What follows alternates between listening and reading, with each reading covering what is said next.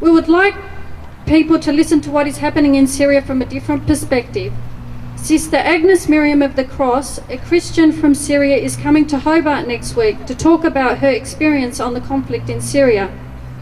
She left Syria because her life was threatened. She will be giving a lecture next Friday, the 12th of October, from 12 to 1:30 p.m. at St Mary's Cathedral, and an evening lecture on the same day at Mount Stewart Hall, Raymond Avenue, from 8 till 10 p.m.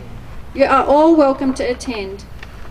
Dialogue is the only way forward. There has been too much loss of life. We want peace, not war. I thank you all for coming today. Kill hate, not people.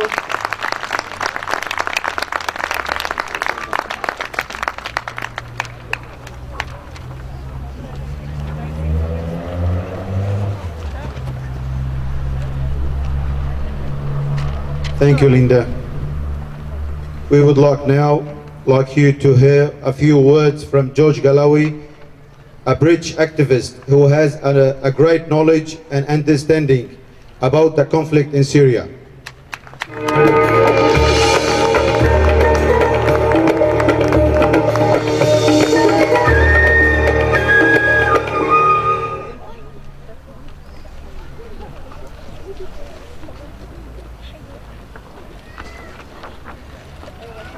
I am with the Syrian people's legitimate demands, but I will never support the destruction of Syria.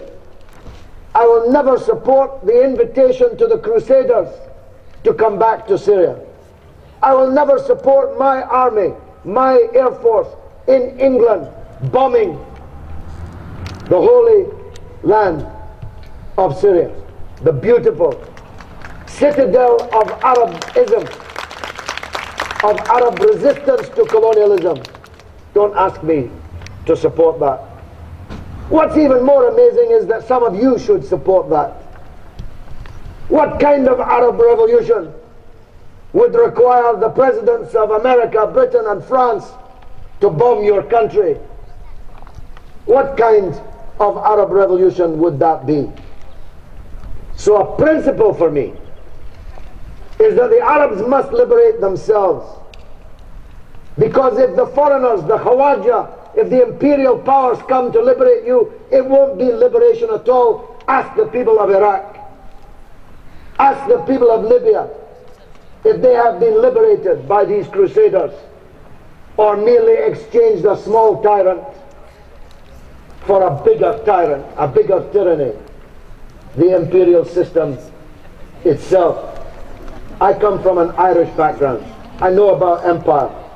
My Irish grandfather told me when I came home from school and told him, the teacher said the British had an empire so huge that upon it the sun never set.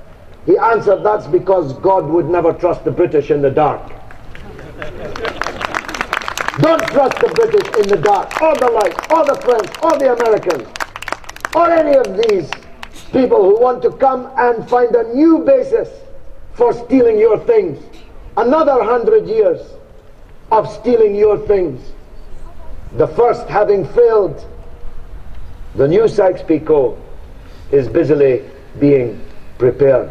I want to see a transformation of the political situation in Syria. The question is how we get there. I believe that we should get there through the Kofi Annan plan, by dialogue, negotiation, and by peaceful and democratic means. Most of the world supports that. The Syrian regime has accepted that. The only people rejecting it are the Crusader powers and their political allies in the Syrian revolutionary camp. And that's a big historic mistake by that revolutionary camp. Who is that revolutionary camp? Well, some of them are employees of the Crusader powers. I don't want to name names because I don't have time, but you must know who I'm talking about. People who are based in Paris, based in London, based in Istanbul. These are the same kind of employees that the so-called Iraqi opposition consisted of before the invasion and occupation of Iraq. They are servants of the Crusader powers. That's why they're asking the Crusaders to bomb them, because the Crusaders are asking their servants to ask them to bomb them.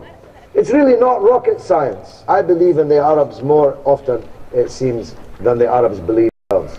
If you think the Arabs have a low level of political awareness, you've never visited Britain. You've never visited the United States. You've never visited any of these other democratic countries.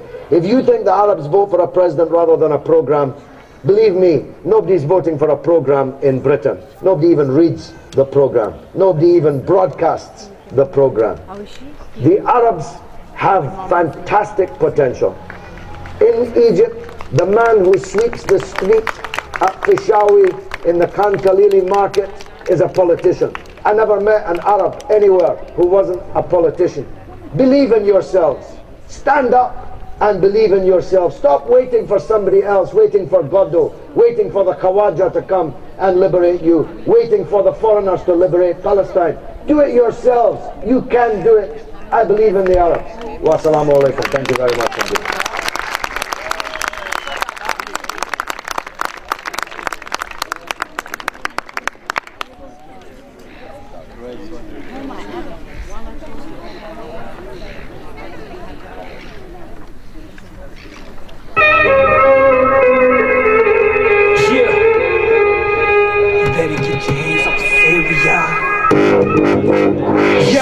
You better get your hands off of Syria.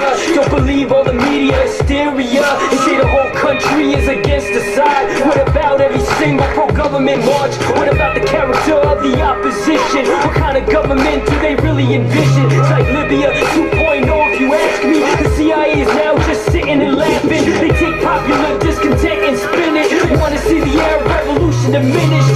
What about Palestine support from Damascus? Let's still remain if the country is captured. Clear the design to support the rebels. Wanna see the Baptist state just leveled. What really benefits is the question to ask. We should know much better from the most recent past. The balance of forces in the world today. We know the biggest enemy is the USA. We know they scheme and manipulate and step it away, but they not messing with Syria today. They better get their hands off of Syria.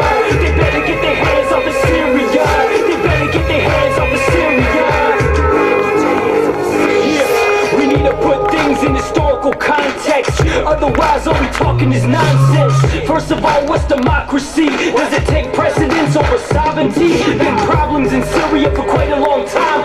Yes, they are very real, and yes, you'll find some very real, genuine discontent. But it's not the overwhelming environment and these very real shortcomings of the state. Don't make it like Egypt, the client state. Wanna knock Syria en route to Iran and sever the anti-imperial bond. People die in war, an unfortunate fact. It's not a one-sided string of attacks.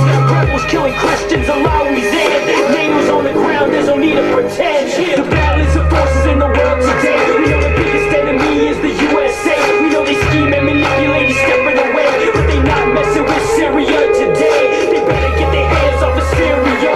They better get their hands off of Syria. They better get their hands off of Syria.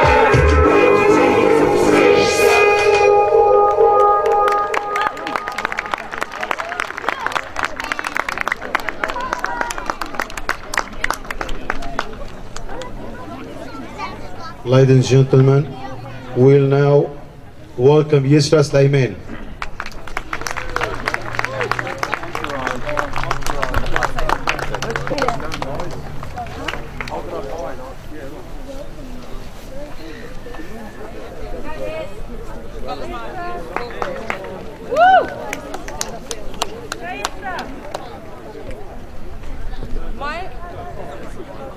My microphone's not working. How do we? Bring it closer. Ali, use it. Just use the other one. Ali. Technical problem. Hello. Yeah. Is it working, the other one? My name is Yasra Mahmood. Suleiman, sorry. For a year and a half, we have been shown images of so-called peaceful protests in Syria. Although it may have started that way, it was very quickly hijacked and turned into a violent insurgency. Thank you. Rather than a true call for democracy and freedom. You are not shown the atrocities committed by these insurgents: kidnappings, looting, taking over people's homes, killing any who oppose them. opposition figures in Syria who have always been in Syria and based in Syria, not supported by any lobby in America or Europe, who are against foreign intervention and violence, and who, by the way, have also been imprisoned in Syria previously, have been threatened and sometimes killed by these so-called freedom fighters. Mainstream media does not show you this. Don't clap yet. Many people here have relatives who have been in the army or who aren't in the army and who have been affected by these terrorists, either kidnapped or threatened, or everyone here knows somebody who has been affected by this. So we're all very passionate about this. The United States began blasting Libya knowing it was fighting on the same side as Al-Qaeda types. The story of people being slaughtered by their government was only propaganda to justify Western intervention. The same is planned for Syria, another Middle East secular country, where women are have freedoms, unlike in many other Middle East countries, particularly Saudi Arabia, who is, it seems very ironic, it's trying to teach us freedom. Women there cannot even drive. We are able to choose the lifestyle we like in Syria. We've been there, we've lived there, we've visited there. We know it more than the columnists that are writing in these newspapers. We know it more than they know it. We know the plan. America does not want freedom, does not want democracy, does not care about human rights. America and imperialist powers, all they care for is the resources of these countries. That is all they care for. Look at what they've left here, look at what they've left in Iraq, look at what they've left anywhere they've stepped foot in. They've left destruction, and that's all they've left. It's never been about freedom or human rights. So please people, mainstream media is lying to you. Go find other sources and know the facts and the truth. Please don't judge just on what you read. Thank you very much. God bless Syria and Australia together. Thank you.